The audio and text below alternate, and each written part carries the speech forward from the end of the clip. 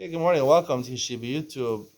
I want to talk today Iyun on Shabbos Perek Yud Mishnah Gimel. I said we're going to talk also about Mishnah Beis, about a machlokes, Eged Kli Shmei Eged or Lao Shmei Eged.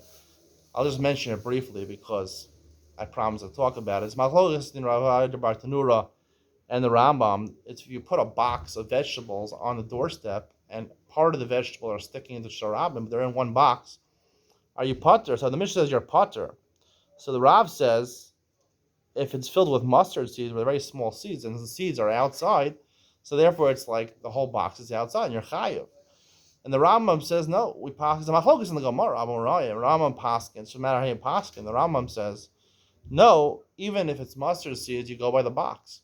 So the machlokas in the Rambam and Rav Jordanura, which is a machlokas in the Gemara, what's called eged klish eged or not, is basically. Do you go by the box or do you go by what's inside the box, right? Generally, a box is meant to hold the things inside of it, vegetables or mustard seeds.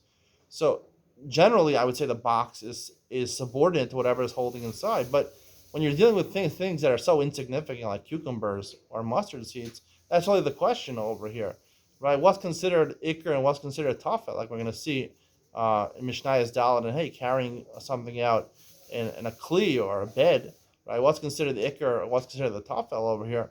So I think that's the machlokas over here. According to Rav Bartanura, right, mustard seeds are outside because you go by the most important thing is what's inside. The box is tafel to the what's inside. And according to the Rambam, no, mustard seeds and cucumber are not significant, and therefore you go by the box in general, and most of the boxes on the doorstep. So therefore, even if some mustard seeds are outside, it wouldn't make a difference. Now I'm going to get to a bonus Iyun Mishnah Gimel.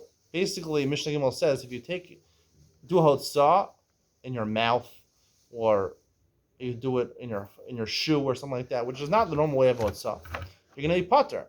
Now, this is a classical type of shalok kedarko, klach or yad, Chazal call it. If you do something not in a normal fashion, are you chayiv for it? There's other isurim in the Torah where there's a Torah you don't shalok kedarko. If you do mitzvah shalok kedarko, or you don't say the mitzvah or not. So, right, like you eat a piece of matzah, but you eat it inside a piece of paper or something like that. So the question is, are you yotzei or not?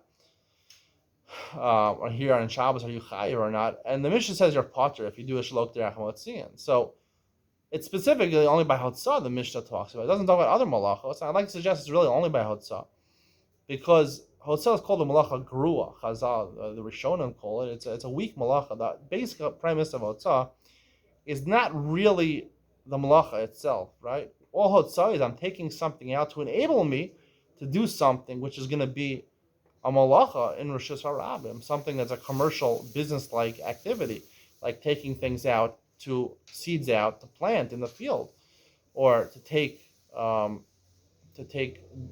wheat out to the oven in the bakery to bake bread. So you're always taking things out in order to do the malacha. So, and really, the malacha of hotzah is not like the other malachos. The other malachos, the actual, it's not about, it's really about the totzah. It's about the end product, what you got from the malacha. When I bake bread, it's that I have bread that's baked. It's not the baking which is usher, the maisa which is usher. It's the totzah. It's creating what I'm creating. When I plant a seed, it's not about the maisa putting the seed in. It's about having the seed grow. Therefore, the Minchas talks about if you put a seed in the ground, it doesn't go till after Shabbos. I don't think you'd be chayiv in that case because the totzah has to happen on Shabbos. When it comes to hotzah, no, the answer is the maisa because it's like a hechsher avera, right? You're taking it out in order to do the malach and sharabim, or be machnes to do it in Rosh Hashanah in your house. It's easier to do it in your house. So it's a hechsher mitzvah, so hechsher avera. So therefore, the whole isser is the ma'isa. You're bringing it outside to enable you to do it. If you do the ma'isa shalok kedarku,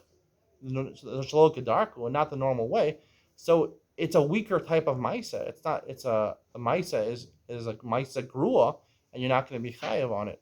However, when it comes to other malachos, even if I do it in an abnormal fashion, since I got the same result, if I get the same exact result, if I get a different result, it's not as good a baking or as good mixing or as good threshing or whatever it is, malachos, so then obviously it's maybe you wouldn't be chayav daraisa. But if I got the same totzah, I just did shalok kedarko, I would say on Shabbos you'd be chayav because you still did the business-like activity, and the totzah is what's important. There it is. I give you 2 Iyun Mitzions in 1 Iyun Mitzion. Hope you enjoyed. See you in the next one.